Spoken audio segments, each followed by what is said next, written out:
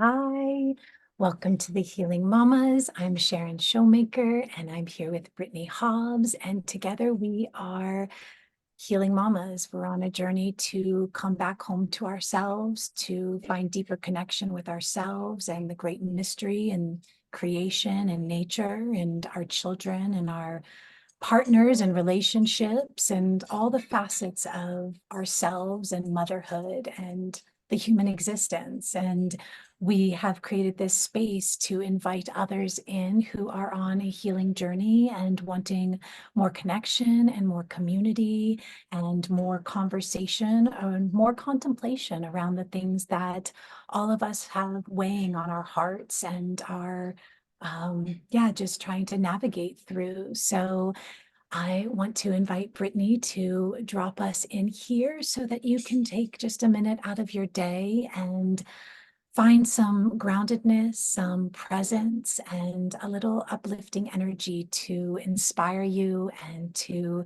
carry into whatever is unfolding in your day next. So, Yes, and thank you for all of that.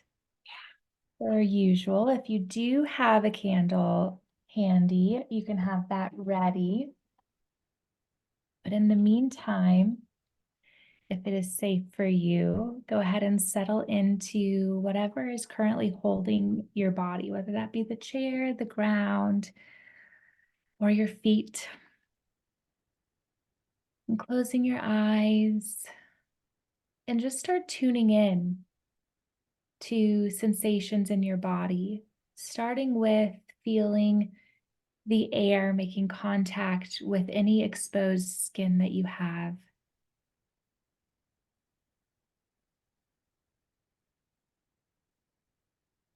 And if you don't have exposed skin because you're up in the cold north, you can even start to feel your clothing making contact with those outer edges of your body.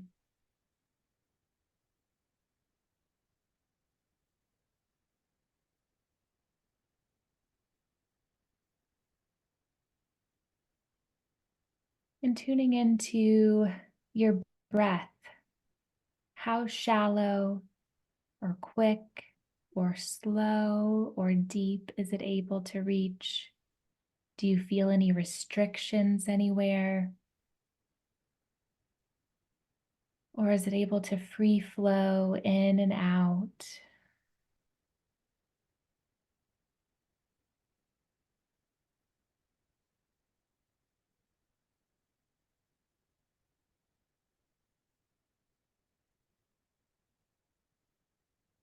And maybe see where you can feel a gentle pulsing in your body, whether that's in your heart space, whether you can feel the pulsing in your belly, maybe even up in your cheeks. Where can you feel the life force pulsing through your being? Allowing yourself to just become fully present inside of yourself.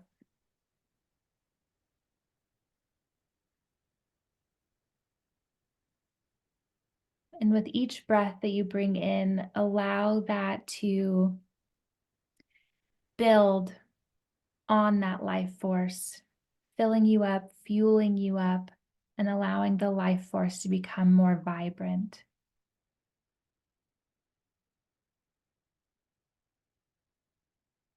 Maybe even letting a smile drift across your lips as you feel that life force energy grow.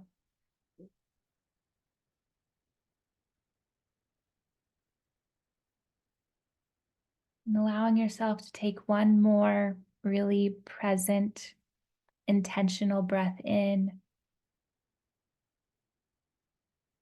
And as you exhale it out, you can allow your eyes to open, coming back to the room and the external world, and just glancing around your space.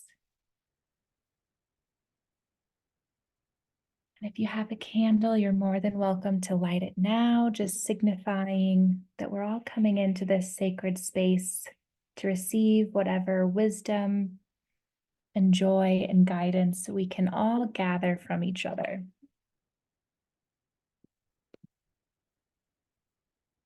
and you're muted. I thought I heard the sounds of little ones outside my door while I was in that beautiful space. Thank you for that. That was really just what I needed to like fully be present with myself and here in this container. Yeah, thank you. Yeah. Yeah, thank you. Oh gosh. I know that we had hopped on the call yesterday for a little bit and also again today.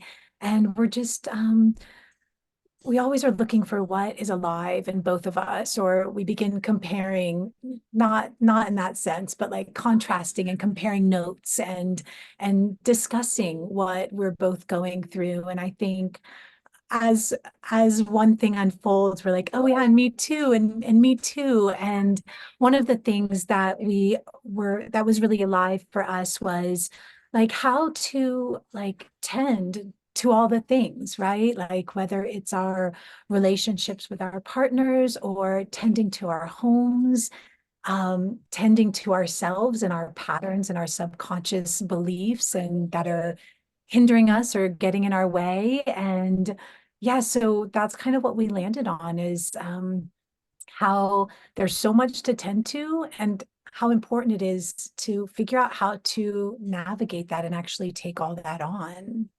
Yeah, and I think what really highlighted itself for me amongst that whole conversation of creating or coming to a consensus on what we wanted to bring up was that balance of the masculine and the feminine energy, and how in my younger years, when I was so task oriented with getting the degree and building the career, um, my masculine energy was full bore and I could get a lot done and stay super focused. And then I feel like somehow through what I really dial it back to is entering motherhood, and how I really went into that feminine energy, that feminine flow, the nurturing, the um yeah, being in motherhood. And I got to the point where I was very flowy and feminine and not task oriented and not focused in on, a certain task or goal, and getting to this place of how did I get here and how do I kind of bring balance back to both of those because of how important they are for me having the creativity and the nurturing that is very innate to me, and the I have all of this that I want to accomplish and birth into the world, but it requires this masculine energy, this structure and this action taking that I have kind of let fall to the wayside in recent years. Oh, yes.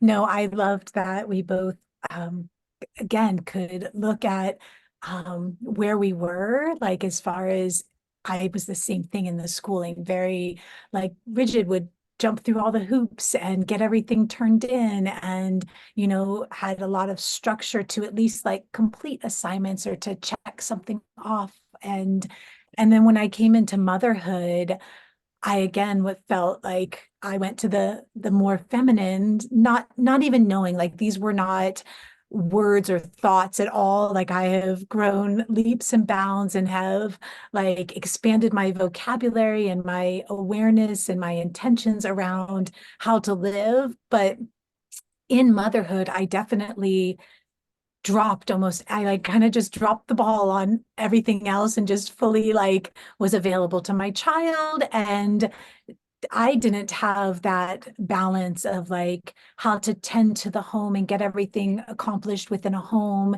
and be able to be available and meet the needs of a child that needed me and needed food and needed rest and all of those things. And I was never big into schedules. Like I definitely felt more aligned with tuning into where my baby was at and like feeding technically on demand or sleeping on demand, like not ever like a this is our nap time, we do this at this time. And so yeah, transitioning out of that very fluid energy, which served my children and served myself. It didn't necessarily serve my home, and it probably put a little strain on my relationship because after being home all day, like there was still always a sink full of dishes and I messes on the floor. And yeah, it was a lot that I was trying to take on. And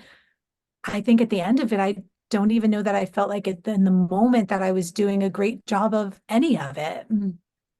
Yeah, no, I resonate 100% with that story. And I was kind of having an image in my head of, with all the dishes and all the other things being done, like kind of having this clause going across, like me being dragged towards, okay, these are all these tasks. I'm like, no, I don't want to go that way. I want to stay here with my babies and give them whatever they need and, kind of turn a blind eye to everything else, because I think also it was overwhelming, right? I didn't Yeah. really have the support and the guidance of what is it to step into motherhood and how do you balance all of this. And I also, another thing I was reflecting on is I think because our society is so imbalanced, like I spent so long being so structured and so action based and not in the feminine, that when I swung the other way, I wanted nothing to do with the other side. And I just wanted to be over here. Just like for years, I'd been over here and didn't even know what this side was, and now getting to a point where I'm like, okay, now I've spent like dedicated time in both of these polarities. And so now how do we come back to the middle and find that healthy balance of being in both of those? We're having some unexpected mouse energy scurry into the room. Like you're muted again. It's like there's something moving and my children and my dog are not in the room. And it was Oh, a mouse. oh no. I thought you were talking about your children were the mice because I can hear my mice out there. No, anyways. Yes. Oh, all right. We had to pause there for a minute to tend to the human mice that were making a ton of noise scurrying outside of my door, and Brittany's actual cute little rodent mouse that's scurrying in her little studio space. And then the internet dropped. And so I feel like it's such perfect energy of like how we're trying to like flow and create and do all these things. And yet we bump up against these things that are outside of our control, really. And how that balance of like the feminine and the masculine of like creating the riverbanks so that the feminine can flow, and also realizing that yeah, there's so much that is beyond our actual like control that we can't do anything about and just rolling with it. So we are back. I feel like I lost our train of thought, but we were talking about, yeah, like how like trying to balance all of those things and stepping outside of the very masculine way of doing things and moving into a very feminine way. And then how do we blend that? Because yeah, once you like really soften into the feminine, it can be more challenging to like get these structures set up, especially if they're muscles that we haven't flexed in a while, or if there's no one telling us what we need to do. Like in school, there were always assignments and things and, curriculum to follow. And there's no curriculum, there's no rules to follow in motherhood or in entrepreneurship or in tending to relationships and building a healthy love life and all of those things. So for us to be able to pull from our masculine energy and pull from the feminine energy so that we can succeed and thrive and feel the word accomplished is coming up, but that's not quite the word that I want to like to feel like we're actually, I guess, to not feel like we're failing at all the things, right? It's really what I want to say. Mhm. Yeah, and I was, as you were sharing like the curriculum and everything that we're held to growing up, like all of that structure was forced upon us, or, we were shoved into that structure. And so not really having the practice of creating and holding a structure of our own. So also when we get out of that, you know, what tools do we have to create and hold the structure when nobody else is holding that for us any longer after, spending a lifetime in others imposed Yeah. structures? Do you Yeah, no, I feel that energy for sure. I mean, and I try to not force my children to do things because I know that like as being forced to clean and things like that, like it and forced to do schoolwork, like it really did end up like depleting me of my own self-discipline, of my own ability to structure, of my own like valuing those kind of things. It became more of a burden that I put off or shove things under a bed, like I wasn't tending to things in a way that was going to support me because it was like externally motivated versus being like intrinsically like internally motivated. And so I'm doing a lot of unlearning and relearning in that area. And I know we talked about that earlier, is how right now I'm trying to create a practice where when I see that something needs to be done, or when I drop something behind something, that I actually take the time to try to get it. Where in the past I would have just been like, I'll get that later, or someone else can get that. And yeah, I'm really just wanting to break that subconscious um pattern that isn't supportive. And then yeah, and I've noticed since I've done that and coupled it with the self-celebration that we talked about before at the beginning of the year, that it actually really feels good. Like I'm actually celebrating like for the simplest things. I'm like, yay, I picked that, I did that little thing. Or like the simplest thing is I have things that I want to sew or fix. And I'm like, I'm just going to put this in a little bin. So everything that I'm collecting that I know that needs to be done is in one place that I can circle back around to. And I mean, it's such small little things, but when I'm wanting to like cross something off my list or actually accomplish it or feel like I'm moving forward in that area, like these little things and then the self-celebration have actually been very helpful as I'm like patting myself on the back.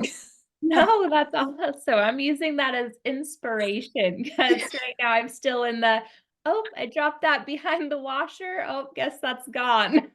Instead of being like, how could I figure out how to get back there and reach it and pull it up from whatever else is hiding back there? Well, I should say that my daughter was unloading the washer, and in the like, you've got the frame of the washer, and then you've got like the drum and the spinny thing, and a little like reusable straw bag fell in between like the metal box of the washer and like the spinning thing, and like you just can't get at it unless I were to like disassemble. So there's still some energy of like, I don't know how to get that. So that's just gonna have to stay down there. And she noticed that there might have been another washcloth, but they really are very inaccessible. If I wanted to get them, I would probably have to take off and like do some like really labor intensive stuff with the washer. So those things are just staying there right now, but more accessible things like,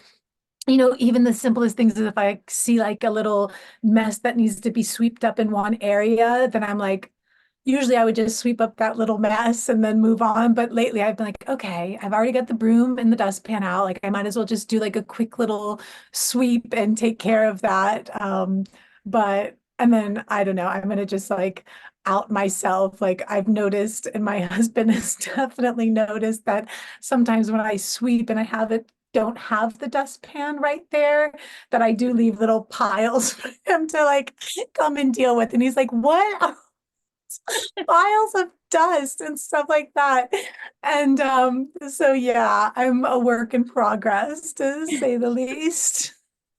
I've definitely done that. And my kids or my husband I'm like, don't step in the dust pile. It's like, why haven't you picked him up? I was like, I don't know how to get him up. Where's the can? Exactly. Like the dustpan was downstairs and I'm upstairs and I'm just moving on to the next like motivated, like I guess there's a part of like, oh, like I'll just put this here because if I lose focus trying to get the dustpan from downstairs, then I might totally lose track and get lost tinkering and taking care of something else. So yeah, that definitely and this leads us right into like where we were kind of trying to go is how as like mamas, women, trying to figure out like how to navigate life and create relationships and create structures and create patterns and habits that are going to support us, like tending to our relationships and tending to our love life is something that is also in our awareness. And, things like me leaving my little dust piles around could be something that could like irritate my husband, or things that he does could irritate me. And, if you don't find the time or make the time or at least hold the intention is what I've realized is that like just anchor in that intention that those resentments and those little things can like deteriorate and erode a healthy, strong relationship. Yeah, I agree. And cultivating time is important, and figuring out little mousy friend is bad. I we have some mouse medicine here in the building. What is the Mr. Mouse wanting? Distracting me. I, I wish I had a deck that had a mouse in it to get some of that animal wisdom. Oh, you do? Do you have a mouse? I feel like we should look it up because I feel like it could possibly be very relevant to where we're going. It says tend to the small things. Ah, Mm. yes. So I knew it was very pertinent because I've drawn this card before. And so while we were on our little break, I grabbed it and was glancing at it. But it says the Tell me. humble mouse pays attention to the smallest details, and mouse spirit calls on you to notice the nuances and the fine print at this time. In your eagerness to meet your goals and pursue your dreams, it is easy to forget the importance of clear communication and tending to the little things, including people's subtle signs that they are unhappy, as well as the small voice inside of you that says, "This doesn't feel right." Take your time to sniff out what you need to know. Is there some detail or nuance about how you engage others or operate in the world that is key to your success, but you've too readily dismissed as nothing big or nothing special? Mouse Spirit reminds you that what seems small may be important and powerful, may be more important and powerful than you think. So look again. Do not underestimate yourself or your potential for co-creating something amazing when you pay attention to the details.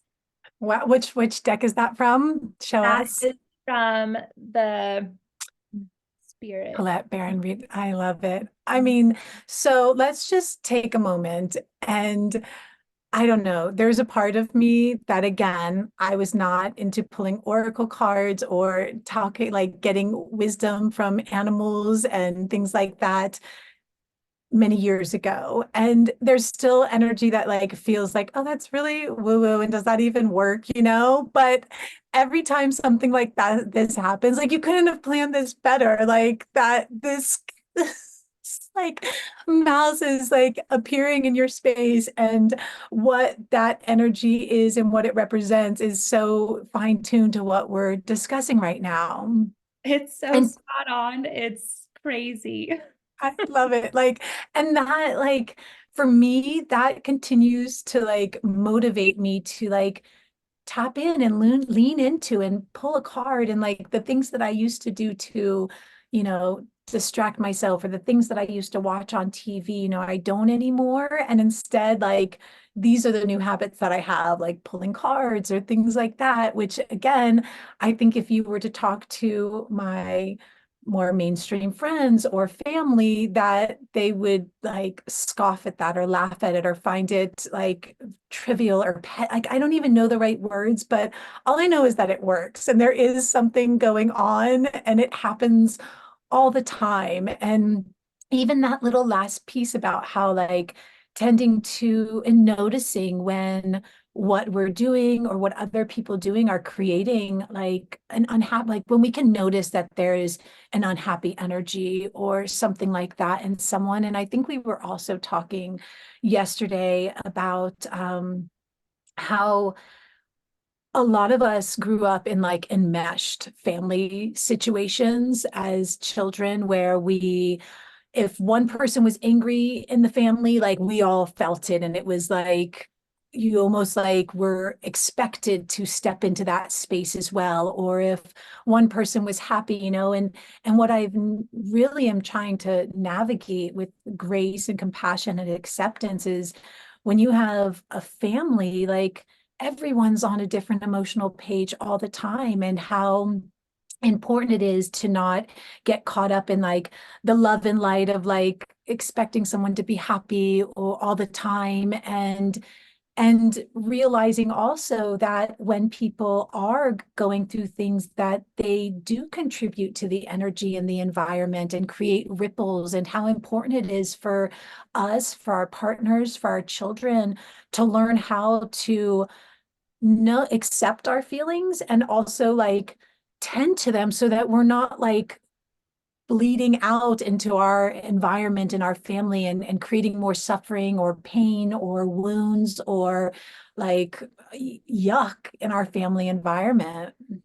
And one thing that keeps coming up the couple of different times we've talked about this is the dynamics of the fairy tales that we were all exposed to, and the happily ever after, right? There's a whole lot Yeah, of drama leading up to the moment when they make the decision to be together and fall in love and everything works out. And then it's like, and they lived happily ever after.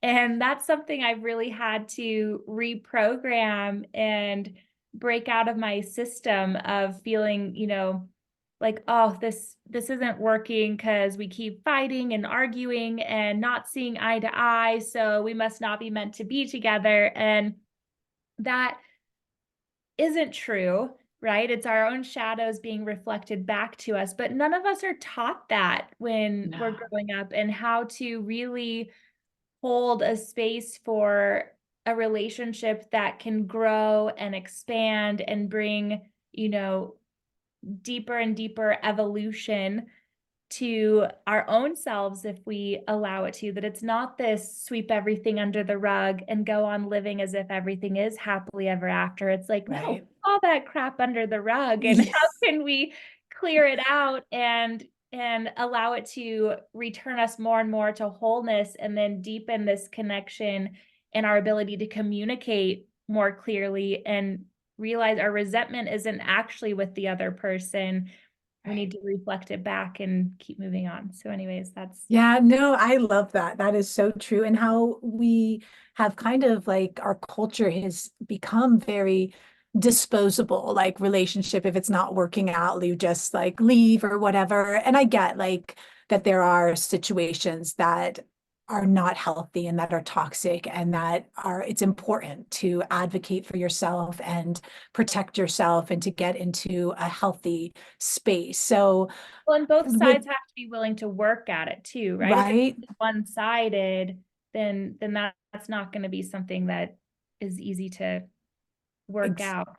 Yeah, no, it's so true. And then how it's like healing happens in relationships because we do get triggered, because we do have someone in our space. And yeah, I mean, if I didn't have children or a partner, like I'm sure I would not see any of my wounds or flaws or things that, perfect, exactly.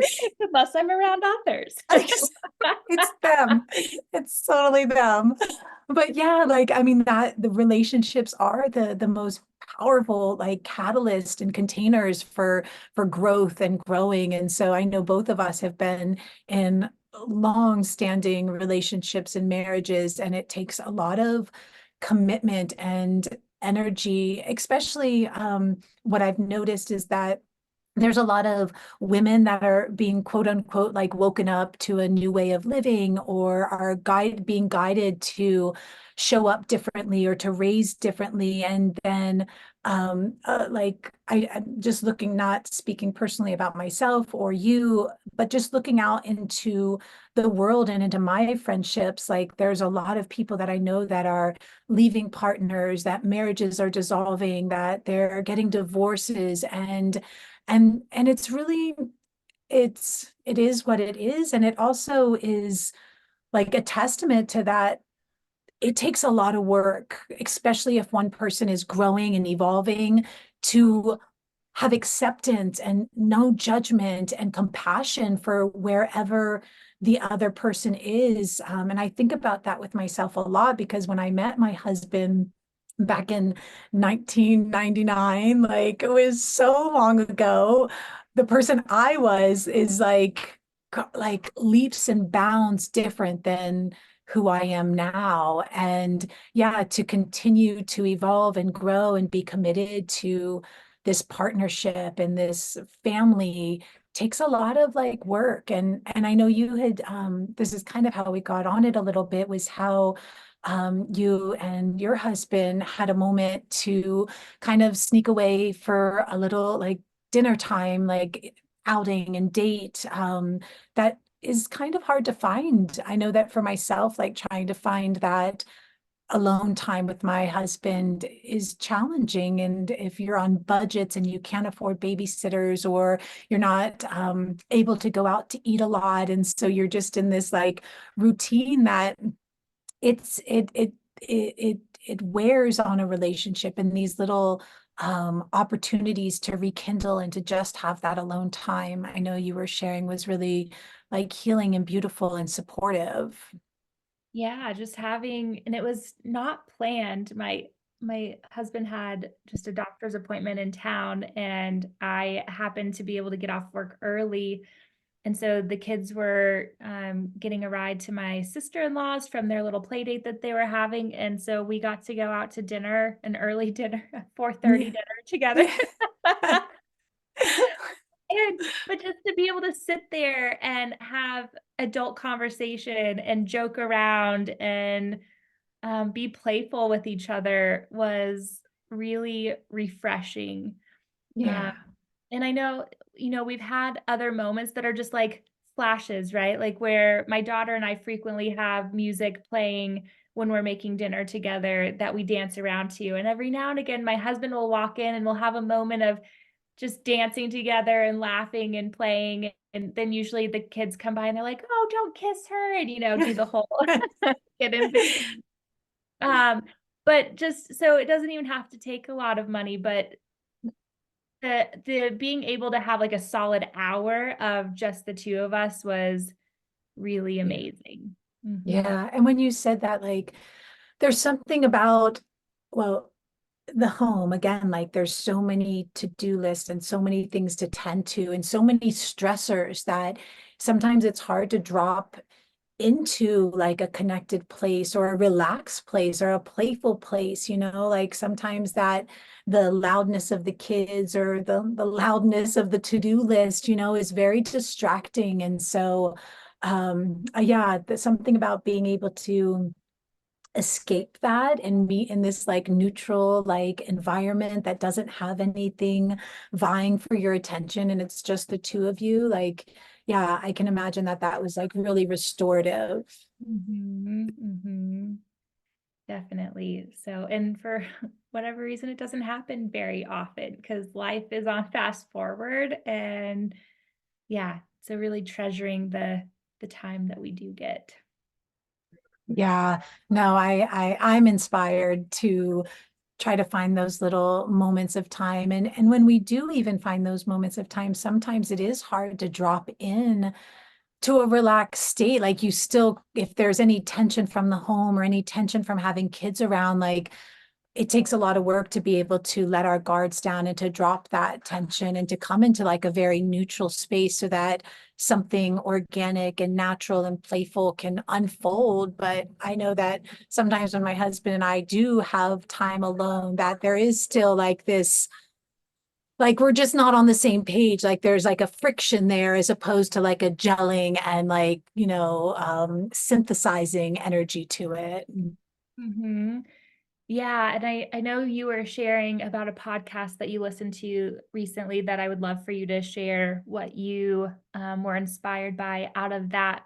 But I also, you know, it's so easy for us to get stuck in one frame of mind, and I think for a lot of us, it's easier to notice all the issues with the other person, right, and not reflect back. And one thing that my husband and I found super helpful is we found a conscious couples like coach that held this safe space for us that would call us out, just noticing little nuances in how each of us were telling a story and would be like, "Oh, let's open up that little pocket of resentment right there." And it was the safe space that allowed like all that had built up over the years to be able to come out in a really healthy way. And it also opened our eyes to just how differently him and I approach a challenge or try to problem solve, or the the interpretation that each of us was walking away from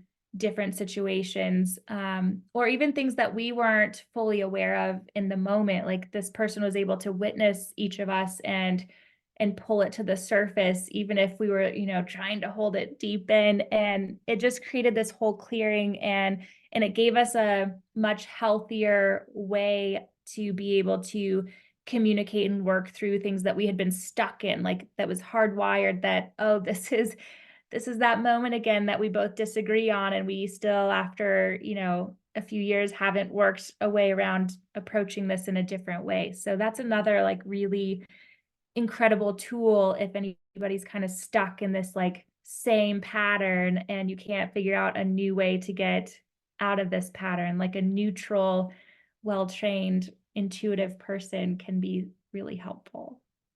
I love that, the neutral person, because I know many of us women, as we have done the work and tried to learn new ways of communicating or new ways of parenting or schooling. And if the other one hasn't done the legwork or the research or isn't on the same page, like there is an energy of like trying to coach or trying to fix something like as it's unfolding. And again, with the masculine and the feminine, like the masculine energy wants to be the leader. And so to be corrected by the feminine partner is like, it's very emasculating, and it definitely can create those like more things to create tension as opposed to things that will like soften a couple and soften a relationship. Mhm, mhm. And one thing that I found, I had no idea, but this person had us do this one exercise of where you literally just sit and stare into each other's eyes without saying anything and no reactions, and the amount of emotion that just came rising up just by like being fully seen, like seeing. And I think the challenge was we had to do it for 5 minutes, which is a really long time when you're sitting there. And just like the intensity and the depth that somebody is then witnessing you in, what that brings up. So anyways, that was really powerful for anybody who wants to give that a whirl. We've been too intimidated to go into it on our own without that neutral person, because it was such an intense experience and witnessing. We talk about it, but we both get a little squirmy when it's just the two of us trying to hold ourselves in that space. Yeah, no, I love that. I'm tempted to try that. There's a part of me that feels like I would just like be giggling or like break the seriousness of it or break the intimacy of it. You're But definitely tempted, and we definitely did. And our neutral coach would be like, "Oh, nope, go back to just looking into each other's eyes." So we got corrected a couple of times, because wow.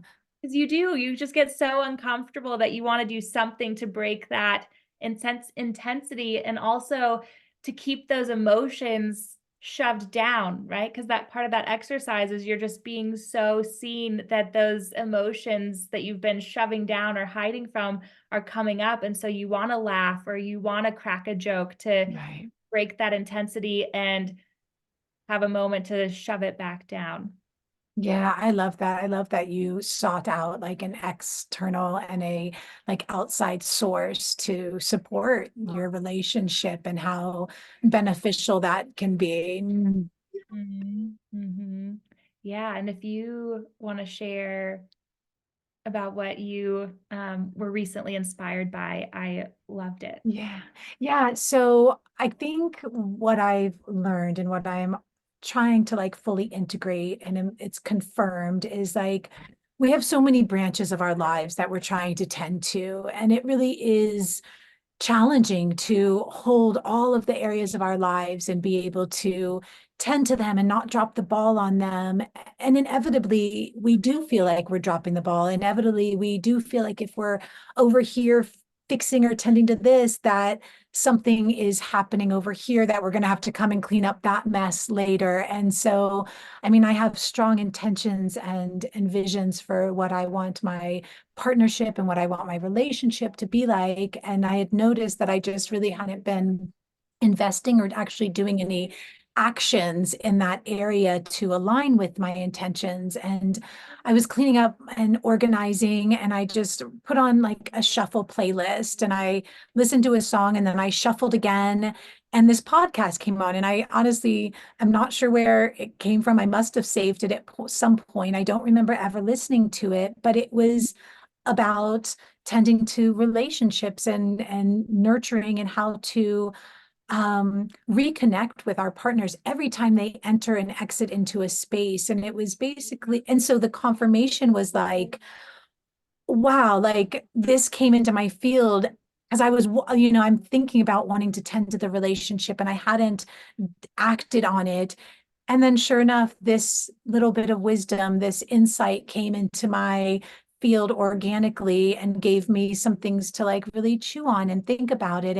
And the focus of the call was how we each have our own kind of like whether it's an energy field or a what did he used a specific word and I can't remember what it is. I'll try to look up it for the next time to talk about. But in essence, like anytime someone comes into our space, like there's almost like a disruption or there is something that needs to be like integrated basically. So if I'm doing dishes in the kitchen, or he's talking like if there's someone in the house doing kitchen duties and the other person's outside the home and comes in, he was just expressing how important it is for that like entrance into the space to be acknowledged, to have the person met and fully greeted, and to hug them or connect with them and kiss them until you feel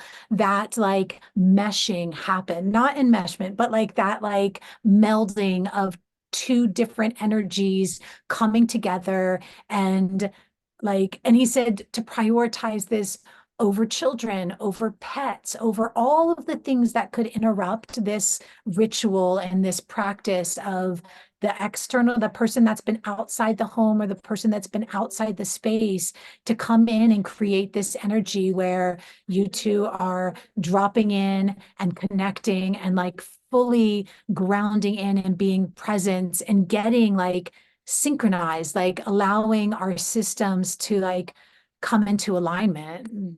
Mm-hmm.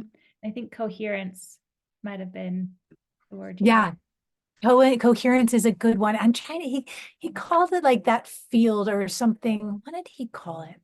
We'll write it in the show notes. I'll go and listen to it again. And I can even put the thing. I mean, it's not something that I would normally listen to, but it definitely, somehow it was on a saved shuffle playlist and it came in and it was some medicine that I needed to hear. So I can add the link to that in the notes or and find that word that I'm like looking for. Yeah, and I love that, and just reflecting back on moments where, you know, I have had that like type of experience with my husband, how it just kind of settles us both. But I like the idea of making it a habit like every time and prioritizing it above the kids because that doesn't normally Yeah. happen. My kids are normally the ones running out the door to greet me. And um, but yeah, that just feels like I know it would be really calming and soothing for my system. And I know that it would be the same for him. So just making that more of a priority. Yeah. No, it's something I still haven't had my husband listen to the podcast, and I haven't brought him up into my awareness and my desire to implement this practice, but I'm trusting, just like everything else, when the intention is there, and yeah, and my desires are like the seeds are planted, that this will unfold to allow us to drop into these practices that are so supportive. And yeah, I feel like in my head a lot of times I see like it's the masculine or the husband that's coming into the space. But for you, like you're the one that a couple times a week you're the one that's coming into the space, and the importance of you being able to shed any energy that you don't want to bring into your home, and to realign and get into coherence with your husband is I'm sure really important. Yeah, it like I said, when it does happen, I can reflect back on it and know that it changes my energy immediately. And it's kind of like this, ah, this is exactly what I needed. Yeah, no, it's so beautiful. But yeah, I mean, this is where we're at with so many areas of our life to tend to: our homes, our children, partnerships, friendships, businesses, and the list communities, the list goes on. And yeah, and I know people have talked about, like, when it comes to not dropping balls, like, there's like this energy of you don't want to drop any other balls, and you don't want to drop balls, they're all really important. And I've heard someone give an analogy of like the rubber balls versus like fragile balls, but to me, I don't feel like any of these areas of my lives are like rubber balls. Like they all feel very fragile and important and necessary of prioritizing. And yeah, dropping any of them wouldn't be like contributing to what I see as my like vitality and what I'm striving for. And I'm kind of and I don't know where to go with this, but instead of viewing it, I think it's bringing it together, the feminine and the masculine, right? Like right now we all view these as juggling and throwing these balls around and tending to whatever one's in our hand for that split second.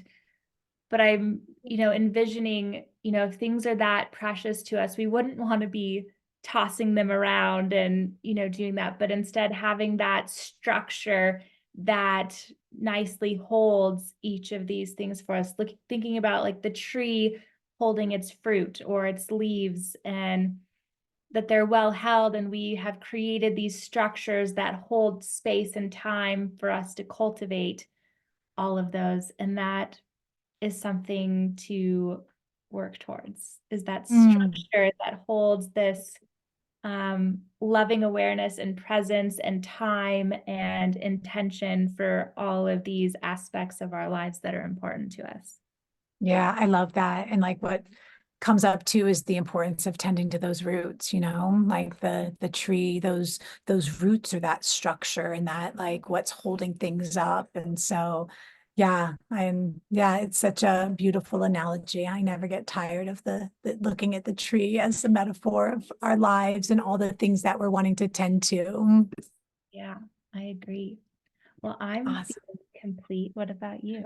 Yes, I am feeling complete as well. I'm really grateful for this opportunity to share what's on our hearts and what we're contemplating and what we're moving through, and to invite you all into this conversation. If you feel like it's been beneficial and it's served you, we would love it if you share it with others, if you'd like, and subscribe to this channel so that you can stay tuned for what other things are unfolding in our lives as healing mamas. And yeah, just allow yourself to take what we've had conversations here. And if anything resonates and you feel like it would contribute to your growth and your vitality, begin to implement it, share, comment about it below so that we can have your insight and your contribution to these conversations. Yes.